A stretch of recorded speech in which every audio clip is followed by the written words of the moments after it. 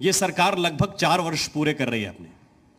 मैं आपसे अगर पूछूं कि 4 वर्षों के 4 सालों के 4 बड़े कमाल या 4 बड़ी कामयाबियां आपके विभाग की क्या हैं, तो आपको क्या लगता है? देखिए, आपने 4 ही पूछा, नहीं तो नहीं, आगे और भी है। बताने को इतने हैं कि घंटों लगेंगे जी। सबसे पहली उपलब्धि यह है कि उत्तर प्रदेश में सरकारी स्कूलों के बारे में जनता का परसेप्शन बदला है। अगर उत्तर प्रदेश के योगी सरकार की 4 साल की उपलब्धियों की चर्चा करें, थोड़े दिनों से मैं हूं, इसके पहले कोई भी मंत्री रहा हो, लेकिन चूंकि माननीय मुख्यमंत्री जी का लगातार मार्गदर्शन मिलता रहा और उनकी व्यक्तिगत रुचि के कारण 2017 में इस सरकार के आने के पहले बेसिक शिक्षा परिषद से जुड़े हुए स्कूल लोगों के लिए मजबूरी का विकल्प थे। कहीं नहीं जो अपने बच्चे को पढ़ा सकता था वही पढ़ा रहा था। आज उन स्कूलों का जो इंफ्रास्ट्रक्चर है, उसमें जो शिक्षकों की पर्याप्त संख्या है, छात्र छात्राओं को मिलने वाली सुविधाओं में जो वृद्धि हुई है, जो मॉनिटरिंग हुई है, उन सब का परिणाम यह है कि परसेप्शन बदला है। और स्थिति यह है कि आज हमारे स्कूलों में नो एडमिशन के बोर्ड लगे हुए हैं कि अब यहाँ जगह नहीं है, एडमिशन नहीं हो सकते। दूसरी उपलब्धि यह है कि जो छात्र छात्राओं को सुविधाएं मिलती थी इस सरकार के आने से पहले, मैं स्वयं गांव में रहता हूं, मैं तो खुद प्राइमरी स्कूल में पढ़ा हूं, शायद इनमें से अधिकांश लोग भी पढ़कर आए होंगे। 17 के, मैं बहुत पुरानी बात नहीं कर रहा हूं, 2017 से पहले खाकी ड्रेस में जब बच्चे निकलते थे तो समझ में नहीं आता था कि ये किसी स्कूल से निकल कर आ रहे हैं या किसी बच्चों के कारागार से निकल कर आ रहे हैं। स्कूलों में जो टूटी फूटी स्थिति थी, ये सब था। हमने बच्चों को पहले एक जोड़ी रंगीन यूनिफॉर्म किया, फिर ये लगा कि नहीं, अगर उसकी धुलाई हो जाए तो फिर बच्चा क्या पहन कर आएगा। 2 जोड़ी रंगीन यूनिफॉर्म जैसे तमाम निजी विद्यालयों में होते हैं। माननीय मुख्यमंत्री जी ने कहा बच्चा यूनिफॉर्म पहन कर आएगा, हवाई चप्पल पहन कर आएगा तो कैसा लगेगा।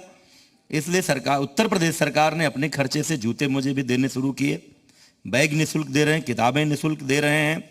बच्चों को मिलने वाली सुविधाओं में अच्छी खासी वृद्धि हुई है। तीसरी बात, केवल भवनों से विद्यालय नहीं चलते। उत्तर प्रदेश में अधिकांश स्कूल इसलिए बंद थे क्योंकि टीचर नहीं थे। 1,58,631 विद्यालय हमारे थे। अब ये लगभग 1,59,000 स्कूल, और बहुत सारे स्कूल ऐसे थे जो इसलिए बंद थे क्योंकि टीचर नहीं थे। बच्चे जाते थे, उनको पढ़ाए कौन। इन 4 सालों में, अभी 4 हुआ नहीं है, 1,19,348 शिक्षकों की भर्ती उत्तर प्रदेश की योगी सरकार ने की है। बहुत सारे लोग रोजगार के मुद्दे पर विपक्षी दलों के लोग बिना जानकारी के चर्चा करते हैं। लगभग 4 लाख सरकारी नौकरियां दी है, सरकारी नौकरियां इस सरकार ने 4 साल में, जिसमें लगभग 1,20,000 बेसिक शिक्षा में। और आज मैं दावे के साथ आपके इस मंच से कह सकता हूं कि हमारा एक भी स्कूल शिक्षक विहीन नहीं है। एक और बात, पहले क्या होता था, प्राइमरी में कोई टीचर हो गया तो उसको लगता था अब नौकरी मिल गई, अब कुछ नहीं करना है, स्कूल जाए ना जाए सैलरी मिलनी है। अब उत्तर प्रदेश के स्कूलों में शिक्षकों को आना पड़ता है। और लगातार हमने दुनिया का सबसे बड़ा टीचर ट्रेनिंग प्रोग्राम निष्ठा शुरू किया, national initiative for school teachers heads and associate. दुनिया का सबसे बड़ा टीचर ट्रेनिंग प्रोग्राम। कोरोना के लॉकडाउन के पहले फिजिकली कर रहे थे, बाद में हमने ऑनलाइन किया। तो बहुत सा हर दिशा में, मतलब एकेडमिक एस्पेक्ट पर भी, इंफ्रास्ट्रक्चर पर भी, स्टूडेंट अमेनिटीज पर भी, और ओवरऑल परसेप्शन बदले। हमने प्रिंट रिच क्लासरूम बनाए हैं। बच्चा क्लास में बैठा है, थोड़ी देर के लिए इंटरवल है तो दीवारें भी उसको पढ़ाएंगी। पहले जितने अपर प्राइमरी स्कूल हैं, जूनियर हाई स्कूल कक्षा 6 से 8 के, अभी अभी जो हमने 400 करोड़ रुपए का बजट स्वीकृत किया है, उसके बाद आने वाले दिनों में एक भी junior high school Uttar Pradesh का ऐसा नहीं होगा जहां फर्नीचर ना हो, जहां बोरे पर और टाट पर बच्चे बैठते थे। और अगले चरण में हम प्राइमरी स्कूलों में भी ये व्यवस्था लगातार कर रहे हैं। हमारे 5,000 स्कूलों को स्मार्ट क्लास हमने दिया है। कम से कम मैं जिस खंडहर में पढ़कर आया, घर से यूरिया खाद का बोरा लेकर और लकड़ी की तख्ती लेकर के, तो हमारे उत्तर प्रदेश सरकार के स्कूलों में कभी स्मार्ट क्लास होगा ये मुझे कल्पना नहीं थी। लेकिन आज मुझे इस बात पर गर्व है कि उत्तर प्रदेश की योगी सरकार ने कर दिखाया है। आपने ठीक याद दिलाया, और ये बहुत पुरानी बात नहीं है। आपसे मैं उम्र में काफ़ी छोटा हूँ, लेकिन मैंने भी वही व्यवस्था देखी है कि जाइए तो अपनी झाड़ू खुद लगाइए, पहले साफ कीजिए, फिर अपनी बोरी बिछाइए और बैठ जाइए। गुरुजी आएंगे कि नहीं आएंगे, और आएंगे तो कितना पीट देंगे आपको, उसका आप अंदाज़ा नहीं लगा सकते हैं। कि तुमने भैया झाड़ू क्यों नहीं लगाई। तो इस काम के लिए तो कम से कम बच्चे स्कूल नहीं जाते हैं। अब व्यवस्थाएं बेहतर हो रही हैं तो बच्चे जाएंगे भी, लेकिन फिर भी एक बड़ा प्रश्न इस बात को लेकर हमेशा पूछा जाता है कि जो प्राइवेट इंफ्रास्ट्रक्चर है, जो प्राइवेट स्कूलों की फीस है, जो उनकी व्यवस्थाएं हैं और जो नए दौर का कंपटीशन है, उसके हिसाब से क्या प्राथमिक जो विद्यालय हैं वो नई पौध को दिशा दे पा रहे हैं, उन्हें पढ़ा पा रहे हैं? देखिए, दोनों का संदर्भ अलग अलग है, दोनों को दो पर्सपेक्टिव में देखना पड़ेगा। हमारे जो सरकारी स्कूल हैं, जो मैंने संख्या बताई आपको, लगभग 1,59,000, उसमें अधिकांश स्कूल ग्रामीण क्षेत्रों में हैं। सवाल यह है कि आज देश के जो समर्थ लोग हैं, संपन्न अभिभावक हैं, उनके लिए एक से एक बड़े संस्थान उपलब्ध हैं, वो अपने बच्चों को पढ़ा सकते हैं। ग्रामीण क्षेत्र में भी अब निजी क्षेत्र के तमाम अच्छे स्कूल चल रहे हैं। मैं कई बार कहता हूं, मैं कम से कम इनको दो पक्ष के रूप में नहीं देखता। अकेले सरकार चाहे कि उत्तर प्रदेश की 24 करोड़ की आबादी के सभी बच्चों को शिक्षा दे पाएंगे, संभव नहीं है। निजी क्षेत्र के स्कूल हमारे साथ कंधे से कंधा मिलाकर चलते हैं। मैं उसको पूरे एक परिवार के रूप में देखता हूं। संपन्न है, मोटी फीस दे करके और सारी सुविधाएं उपलब्ध करा के अपने बच्चों को निजी स्कूल में पढ़ा सकते हैं, पढ़ाएं। वेलफेयर स्टेट में जब हम वेलफेयर स्टेट के कंसेप्ट में जी रहे हैं जब, तो एक लोक कल्याणकारी राज्य का यह दायित्व है कि जिस व्यक्ति के पास साधन नहीं है उसको भी उसी स्तर की शिक्षा, चिकित्सा की व्यवस्था हो। मैं मानता हूं कि हमारे सरकारी स्कूल उनके लिए हैं। गांव का गरीब है, मजदूर है, किसान है, मनरेगा का मजदूर है, मोची है, रिक्शे वाला है, ठेले वाला है, खुमचे वाला है, उसकी आर्थिक स्थिति जैसी भी हो, उसका सामाजिक पृष्ठभूमि जैसा भी हो, उसके बच्चे को यह कमी नहीं खलनी चाहिए कि मेरे पिताजी रिक्शा खींचते हैं तो मुझे अच्छी शिक्षा नहीं मिल सकती। सरकार और विशेष रूप से योगी सरकार इसी बात को ध्यान, जब भी मुख्यमंत्री जी हमारे विभाग के विषय में बात करते हैं तो हमेशा एक बात कहते हैं कि देखो, गरीब परिवार को यह एहसास नहीं होना चाहिए कि मैं अपने बच्चे को अच्छी शिक्षा नहीं दे पा रहा हूं। हम ये सब जो कर रहे हैं, चाहे वो इंफ्रास्ट्रक्चर में सुधार मिशन कायाकल्प के तहत कर रहे हो, आज तो कायाकल्प एक ब्रांड बन गया है, हर क्षेत्र में, हर विभाग में चल रहा है। चाहे हम एकेडमिक सुधार को लेकर बातें कर रहे हो, चाहे हम पाठ्यक्रम ठीक कर रहे हो, ये सारी चीजें इसीलिए कर रहे हैं कि एक गुणवत्तापूर्ण शिक्षा, एक आधुनिक शिक्षा उस बच्चे को भी मिले जो इस परिवेश में रहता है। हम कोई कंपटीशन भी नहीं करते। कई बार हमसे मीडिया के मित्र या कोई पूछता है कि तो आप क्या निजी स्कूलों जैसा बनाएंगे? नहीं, निजी स्कूल हमारे आदर्श नहीं है जी।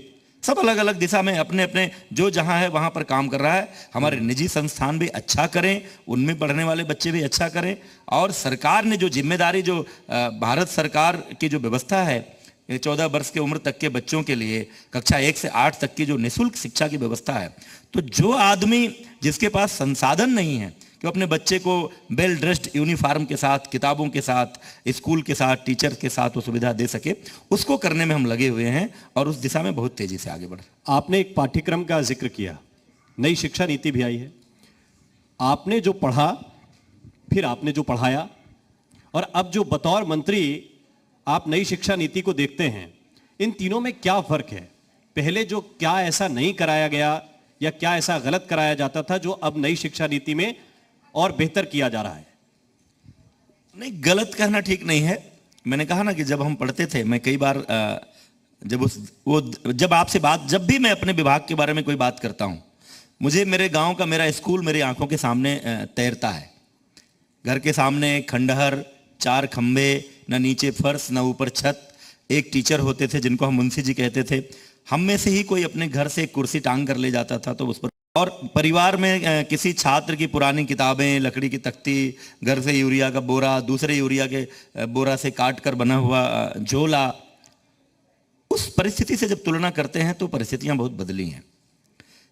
कई बार आपने देखा है, कई लोग बाहर से आकर के फ्लाइट पकड़ते हैं, लखनऊ आते हैं और उत्तर प्रदेश की शिक्षा व्यवस्था पर टिप्पणी करते हैं, संभावनाएं तलाश रहे हैं राजनीति की, तो कहते हैं कि साहब ये देखिए हम दिल्ली वाला मॉडल लेकर आए हैं। वो उस समय भूल जाते हैं कि उनके प्रदेश में कुल 1000 स्कूल हैं, कक्षा 1 से कक्षा 12 तक। हमारे प्रदेश में 1,59,000 विद्यालय हैं। मतलब हमारा कोई जिला ही नहीं है उत्तर प्रदेश का जिनमें विद्यालयों की संख्या 1000 या उससे कम हो।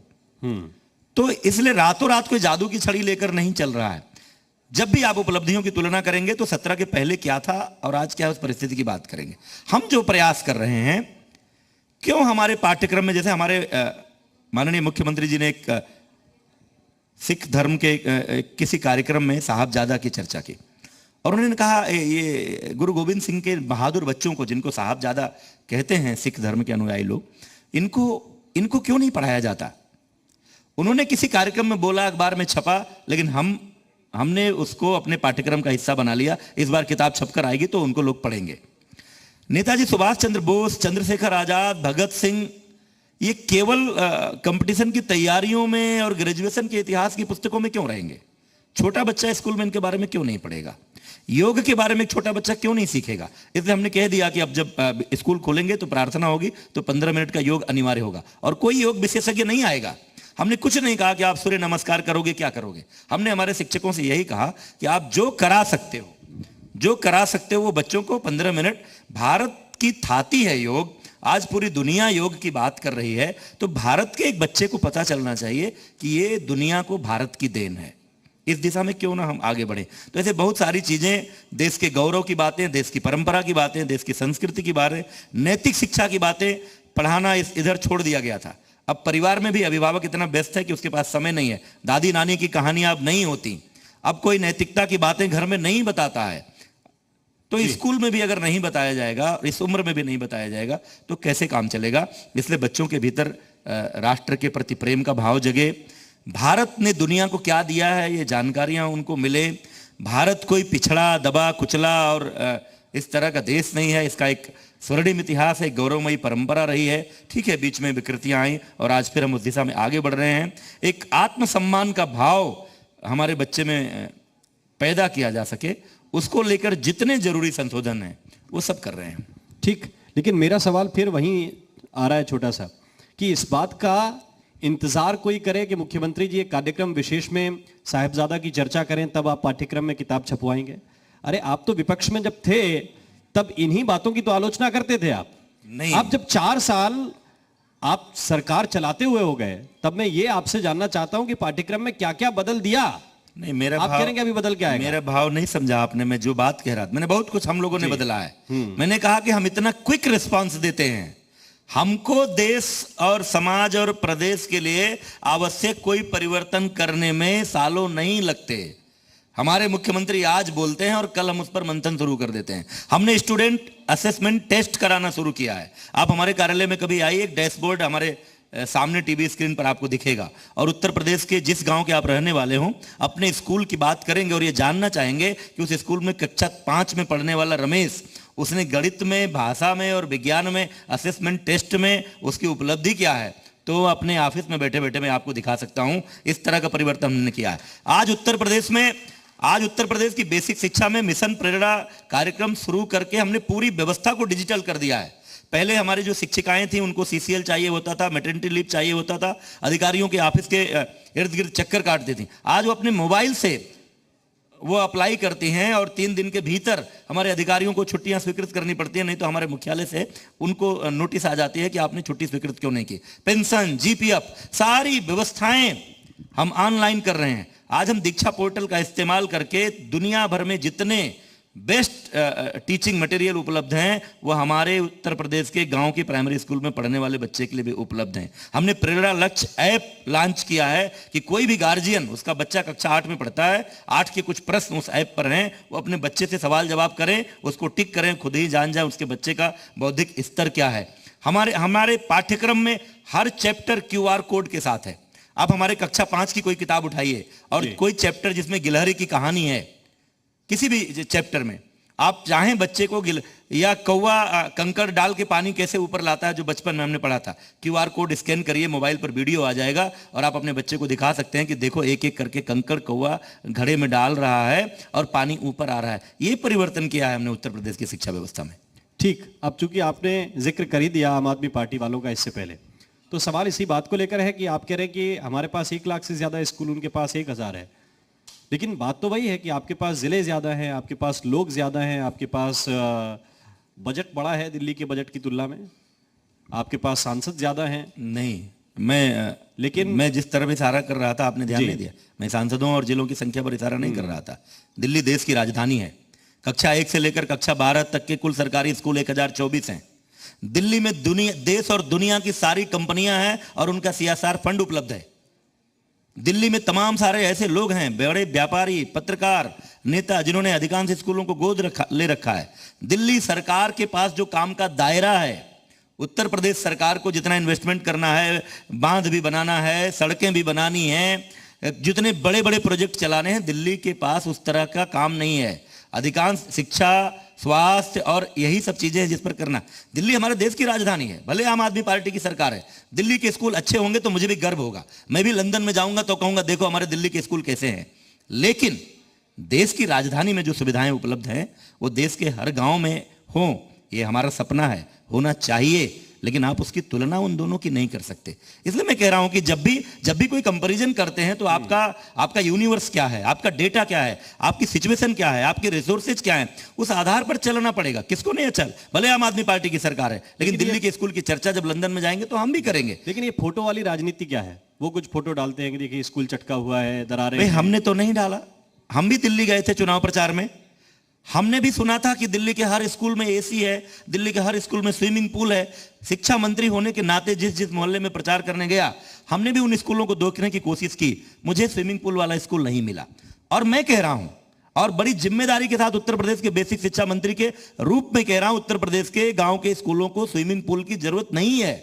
अभी जरूरत हमको अच्छी बिल्डिंगों की है, अच्छे क्लासरूम की है, फर्नीचर की है, टीचर्स की है, पीने के पानी की सुविधाओं की है। उन चीजों को हम करने में लगे हुए हैं। इसलिए मैं कह रहा हूं ये फोटो पॉलिटिक्स। अब हमारे बहुत सारे स्कूल, अभी 1200 स्कूलों की बिल्डिंग को ढहाकर उनको नए बनाने का प्रोजेक्ट हमारे यहाँ चल रहा है।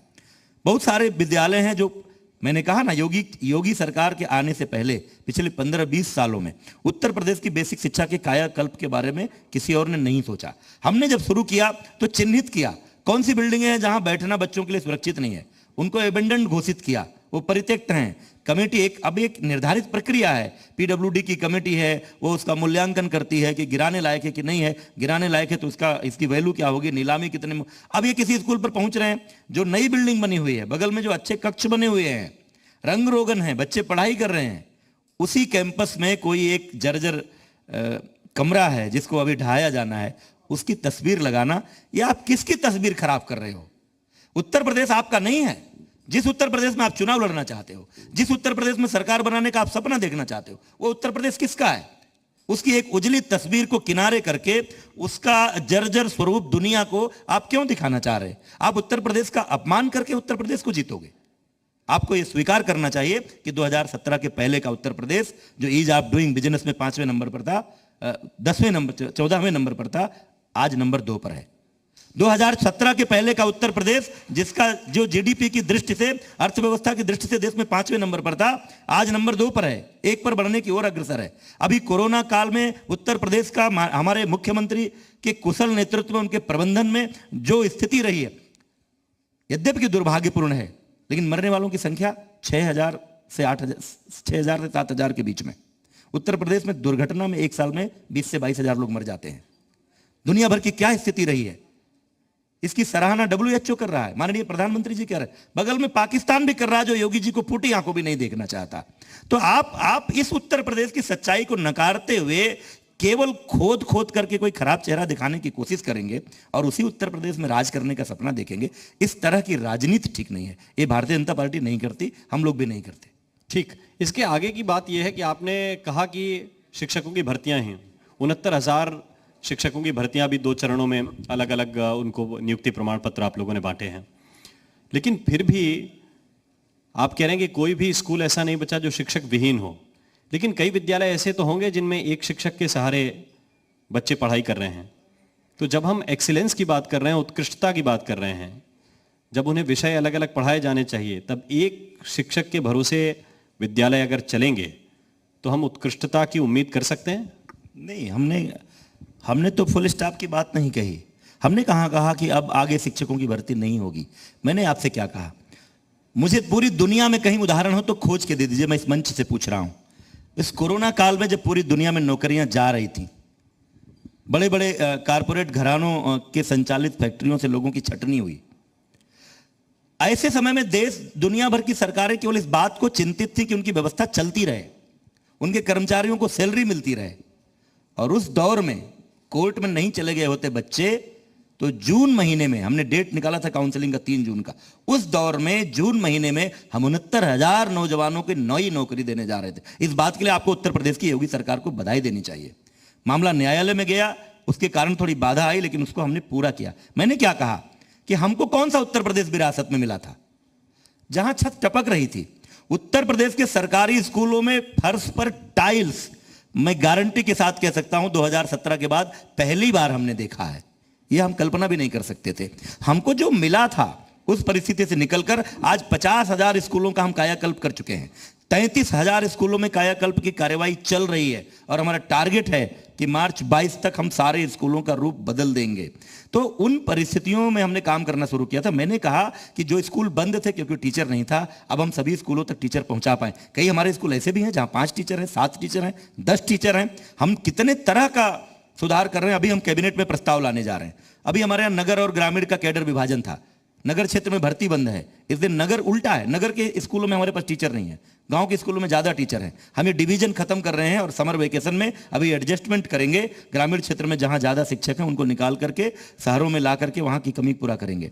हम इस तरह के जितने सारे बाधाएं थी, पुराने कानून थे जिसके कारण ये दिक्कतें थी, उसको दूर कर रहे हैं। अभी हमने ट्रांसफर किया है शिक्षकों के 54,000 एप्लीकेशन हमारे पास आए थे, उसमें से 26,000 लोगों का ट्रांसफर किया है, उनके इच्छित जगहों पर पहुंचाया है ताकि वो अपनी अनुकूल परिस्थितियों में जाकर काम कर सके। 21,000 सिंगल ट्रांसफर किया है और लगभग 5,000 म्यूचुअल ट्रांसफर किया है। और देश भर में पहला ऐसा राज्य होगा जिसने सैनिकों की पत्नियों को प्राथमिकता दी कि उनका मेरिट इंडेक्स कुछ भी होगा, सैनिक की पत्नी जिस जिले में जाना चाहती है वहां अनिवार्य रूप से ट्रांसफर करेंगे। और 100% किया है, 100% किया है।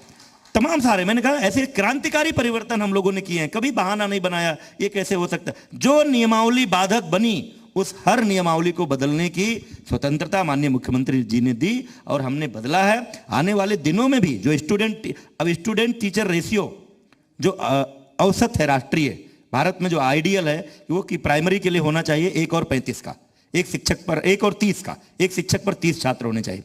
आज के डेट में हमारे इन प्रयासों के कारण 1 और 35.9 का है, जहां 1 और 50 हुआ करता था, 1 और 100 हुआ करता था। आज हमारे एक टीचर पर 35 छात्र हैं। ये रेशियो हमने मेंटेन किया है।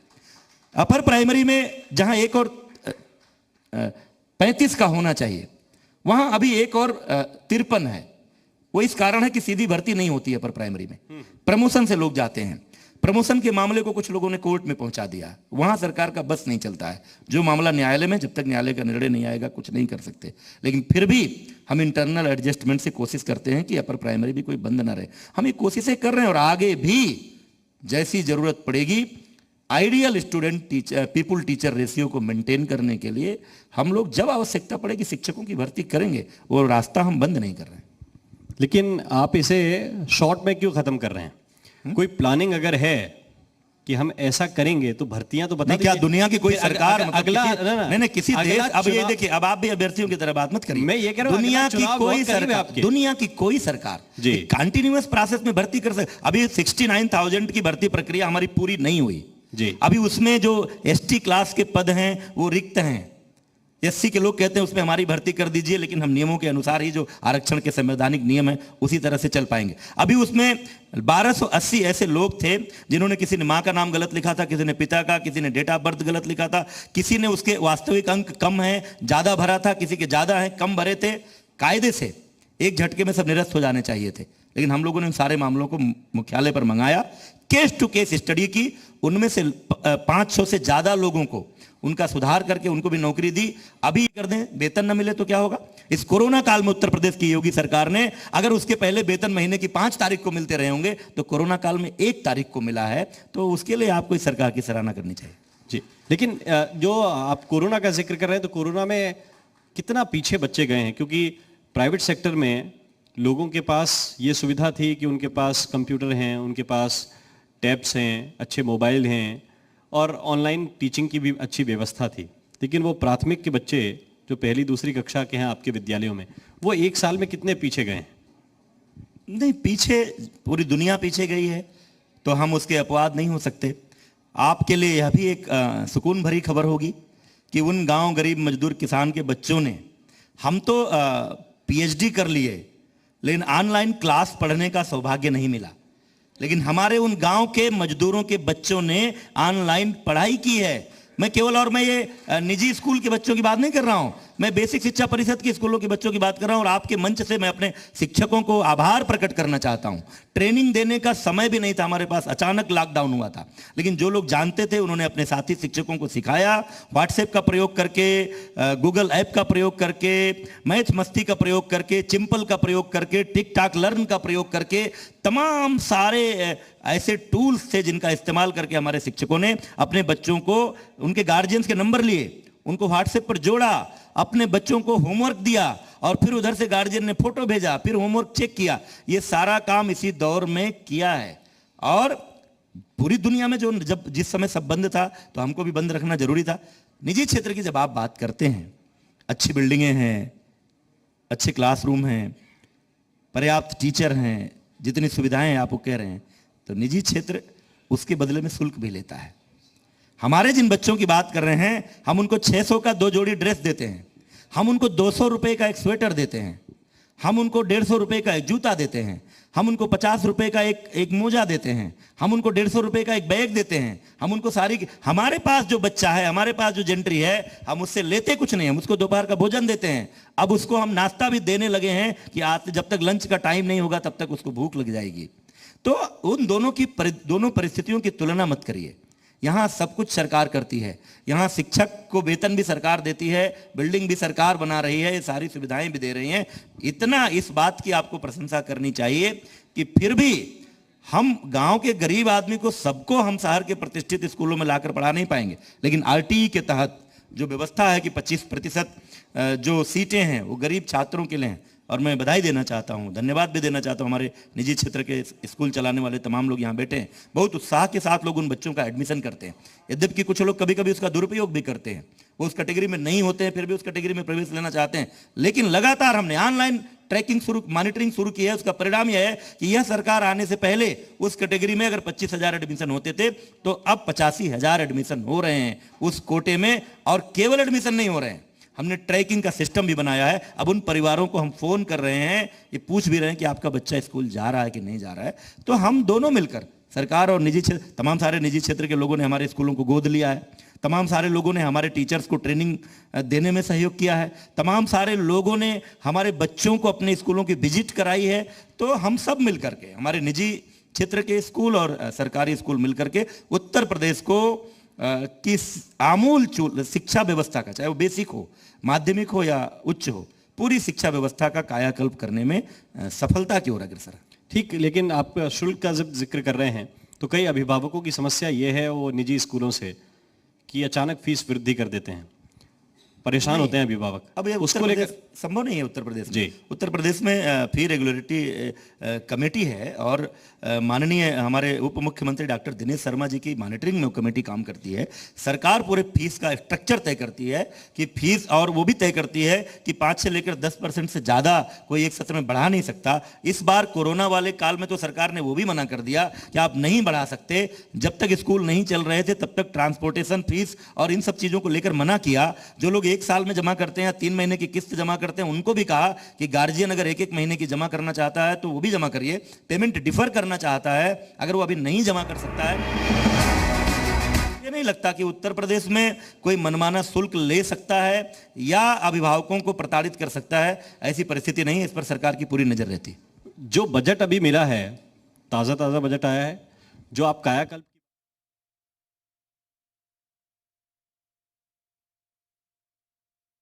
ये कुछ और भी इच्छाएं थी जिनको लेकर आप, चूंकि कोरोना का काल भी है, सारी चीजें देखनी है, हेल्थ सेक्टर को भी ज्यादा देना है, तो थोड़ी कमी रह गई।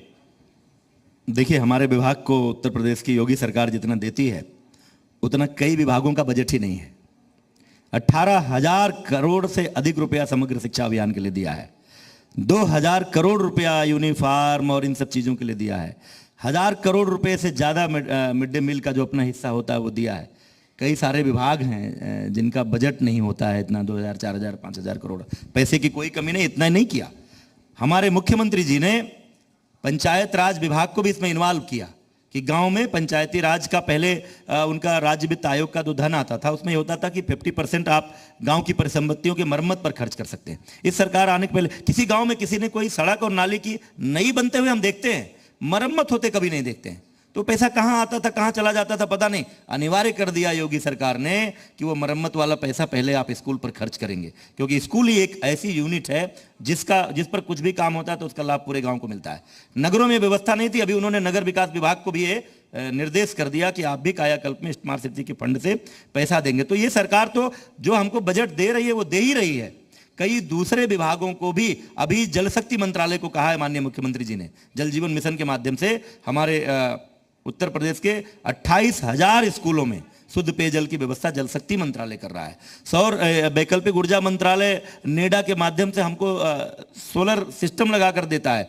तो उत्तर प्रदेश की योगी सरकार की प्राथमिकता के कारण पूरी सरकार के एजेंडा में बेसिक शिक्षा है। गरीबों के बच्चे जिन स्कूलों में पढ़ते हैं वो स्कूल है, इसलिए धन की कोई कमी नहीं है हमारे साथ। ठीक, शिक्षकों की एक मूल शिकायत जो है वो विभाग से ये रहती है कि पोलियो की ड्रॉप हम पिलाएं, चुनाव में ड्यूटी करने हम जाएं, हम जनगणना के काम में भी लगा दिए जाएं, हम चुनाव और जितने भी सरकारी काम हैं उनमें आप ढूंढ के लाते हैं कि शिक्षक काम करें। तो वो कहते हैं कि हम पढ़ाएं कब, वैसे हमारे यहाँ कम लोग हैं और सारे काम जो हमारे सिर दे देंगे आप, हम दिन भर कॉपी भरते रहेंगे जनगणना वाली, तो कब काम करेंगे बच्चों के लिए। अब देखिए, अब जो मैं जवाब आपको देने जा रहा हूं ये मंत्री के रूप में कम है, एक शिक्षक के रूप में ज्यादा है जी, क्योंकि मैं स्वयं भी एक शिक्षक हूं। स्वागत है आपका। मेरे कुछ प्रश्न हैं, आपको जवाब सूझेगा तो बताइएगा। जी, भारत निर्वाचन आयोग की चुनाव की व्यवस्था, इस देश में एक प्यून से लेकर के सीनियर आईएएस तक कौन है जिसकी ड्यूटी नहीं लगती है? और कई बार तो इतना अधिकार हमारे निर्वाचन आयोग को है, किसी निजी स्कूल को, किसी निजी कैंपस को, किसी निजी बस को, हमारे निजी स्कूलों के लोग बैठे इनकी बस भी ले ली जाती है और किसी को अधिकार नहीं है मना करने का। इसलिए कोई कहता है कि हमसे चुनाव में ड्यूटी ली जाती है तो ये छूट तो नहीं मिल सकती, क्योंकि इस देश की लोकतांत्रिक परंपरा जो शानदार तरीके से सफलतापूर्वक चल रही है वो इसलिए कि जब चुनाव होता है तो पूरा देश निर्वाचन आयोग का होता है। प्रधानमंत्री और मुख्यमंत्री भी उनके कामों में हस्तक्षेप नहीं करते हैं, इसीलिए निष्पक्ष और पारदर्शी लोकतंत्र की व्यवस्था इस देश में चल रही है। दूसरा काम क्या करते हैं, जनगणना का। कितनी बार जनगणना होती है भाई? एक शिक्षक के पूरे सेवा काल में कितनी बार जनगणना होती है? जिस उम्र में आज नौकरी मिल रही है 3 बार से ज्यादा कोई जनगणना करता है? और जनगणना कहां करनी है? आप जिस गांव के स्कूल में पढ़ाते हो, जहां रोज उठते बैठते हो, जहां आपको पता है रमेश के कितने बच्चे हैं, सुरेश के कितने बच्चे हैं और अब्दुल के कितने बच्चे हैं, उस गांव के जनगणना के कार्यक्रम में गांव में घूमकर 2 काम एक साथ हो रहा है। एक तो अभिभावकों से आपका सीधा संपर्क हो रहा है, आप केवल जानकारी पूछ रहे हैं आपके बच्चे कितने हैं, किसकी उम्र कितनी है, और कुछ एक अध्यापक से कोई झूठ नहीं बोल सकता है, रोज उसी गांव में रहता है इसलिए भी नहीं बोल। उससे सही जनगणना, उससे एक्यूरेट जनगणना और कौन करेगा? और जब जनगणना के लिए अलग से इस देश में कर्मचारी नहीं है तो किसको लगा दें? जिसको लगाए गए वही कहेगा कि हम क्यों करें। डॉक्टर को लगाएं, पत्रकार को लगाएं, लेखपाल को लगाएं, किसको लगाएं? तो इस तरह से ये सब राष्ट्रीय दायित्व हैं। इन राष्ट्रीय दायित्वों के निर्वहन को, कोरोना काल था, कितने लोगों ने भोजन के पैकेट बांटे हैं। अब मैं सोचूं मैं बेसिक शिक्षा मंत्री हूं, मेरा काम ये तो नहीं है कि लॉकडाउन हो गया तो मैं पैकेट बंटवाने की व्यवस्था करूं। इसलिए, और ये शिकायतें हमारे सारे शिक्षक नहीं करते, ये वही लोग करते हैं जो स्कूल छोड़कर रोज धरना प्रदर्शन करते हैं। ये शिकायत वही लोग करते हैं जो केवल सैलरी लेना चाहते हैं, स्कूल नहीं जाना चाहते। कोई भी अच्छा शिक्षक जिसके बारे में ये परिचय है कि एक अच्छा अध्यापक है, वो ये शिकायत नहीं करता है, क्योंकि ये किसका काम है? ये बेसिक शिक्षा मंत्री का काम नहीं है, ये मुख्यमंत्री योगी आदित्यनाथ के लिए भी किया जाने वाला काम नहीं है, ये देश और समाज के लिए किया जाने वाला काम है। और हमारे शिक्षकों ने जो किया वो अब मैं बताता हूं आपको। मैं चाह रहा था कि इसकी ना चर्चा करूं जी। जब कोविड केयर फंड हमारे मुख्यमंत्री जी ने बनाया, उन्होंने सोचा था कि 100 करोड़ का एक फंड होगा कि प्रदेश में जहां संकट आएगा कोरोना काल में उसको खर्च करेंगे। हम उस समय सोशल मीडिया पर लाइव होते थे, अपने क्षेत्र के लोगों से भी बात करते थे, क्योंकि हम लोगों को भी फील्ड में निकलना मना था। हमने सोशल मीडिया पर, फेसबुक लाइव पर अपने शिक्षकों से और शिक्षक संगठनों से एक अनुरोध किया कि मेरी अपील है कि मैं, मेरे अपर मुख्य सचिव से लेकर के और हमारे विभाग में काम करने वाले शिक्षक, शिक्षा मित्र, अनुदेशक और चतुर्थ श्रेणी कर्मचारी, सभी लोग अपने 1 दिन का वेतन माननीय मुख्यमंत्री के कोविड केयर फंड में दे दें।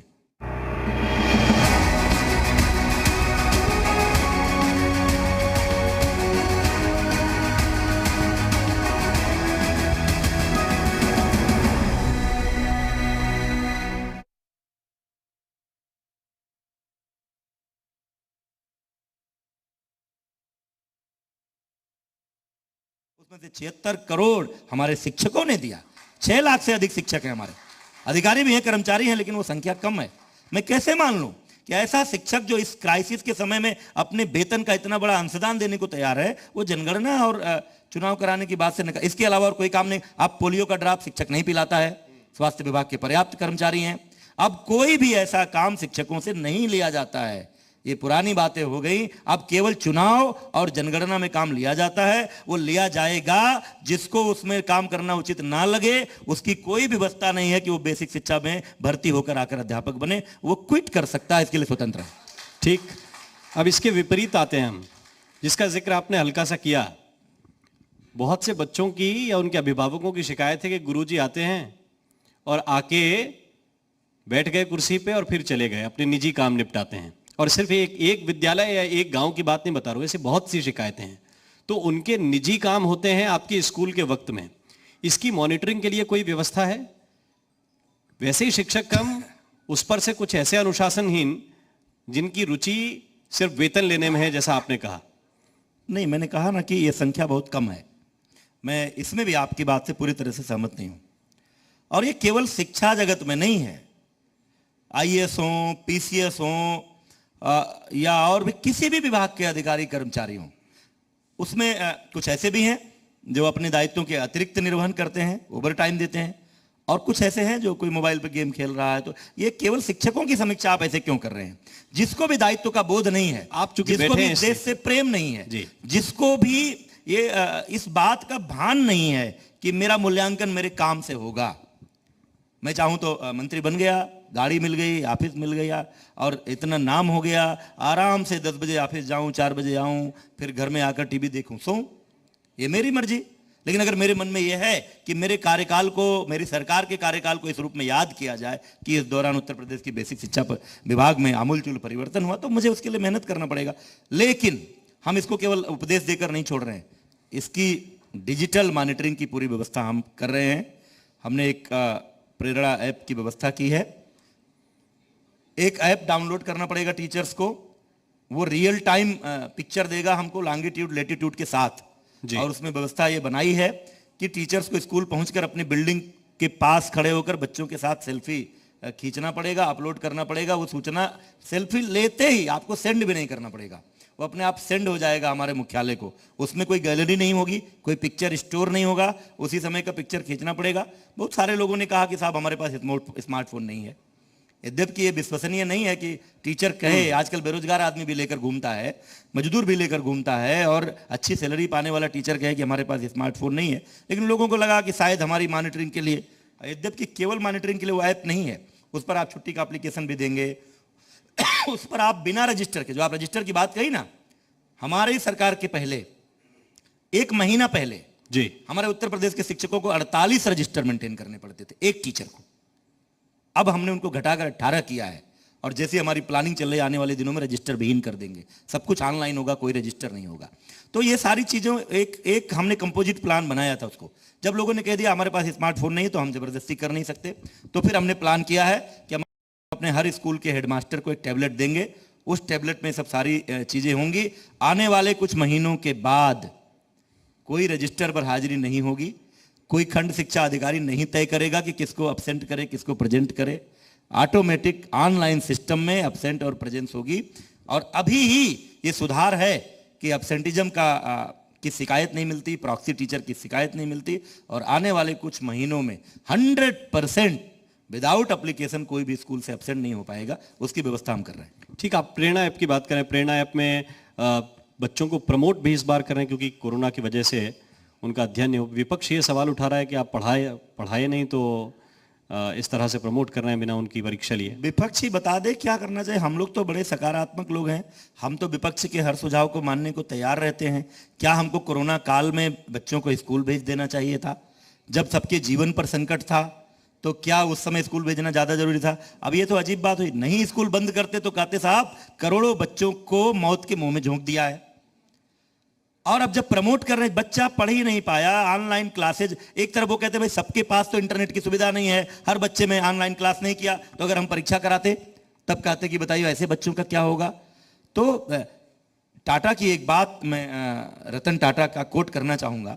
जब तमाम सारे लोग तमाम पैकेजेस की मांग कर रहे थे, दिव्य की दुनिया का इतना बड़ा पैकेज 20 लाख करोड़ का आत्मनिर्भर भारत माननीय प्रधानमंत्री जी ने उसी बीच जारी किया। नई शिक्षा नीति उसी बीच आई जिसने एक प्रधानमंत्री जी ने जड़ से जग तक उसके लिए शब्द इस्तेमाल किया है, मतलब गौरवशाली भारत की अतीत की नींव पर एक भव्य भारत की का भवन खड़ा करने की पूरी व्यवस्था उस नई शिक्षा नीति में है। हम उसके अंतर्गत प्री प्राइमरी के क्लासेज भी आंगनबाड़ी के कोलैबोरेशन से चलाने जा रहे हैं, उसकी ट्रेनिंग दे रहे हैं। वो इसी सत्र से 1 अप्रैल से जब नया सत्र शुरू होगा तो वो कर देंगे, ये सब चीजें कर रहे हैं। लेकिन जब जान पर बन आई थी और ऐसे समय में बच्चों को प्रमोट करने से बेहतर निर्णय अगर कोई विकल्प विपक्ष के पास हो तो अपना मॉडल सुझाएं, हम उस पर विचार करेंगे। बहुत बहुत शुक्रिया, बहुत बहुत धन्यवाद सतीश द्विवेदी जी, इस चर्चा में जुड़े, आप सत्र में जुड़े, आपका बहुत बहुत धन्यवाद। और साफ गोई के साथ आपने सारी बातें रखी, सिर्फ ये नहीं कि मीठी मीठी बात की हो, जहां कड़वी बातें थी वहां भी मुस्कुरा कर जवाब दिया। बहुत बहुत शुक्रिया, बहुत बहुत धन्यवाद आपका।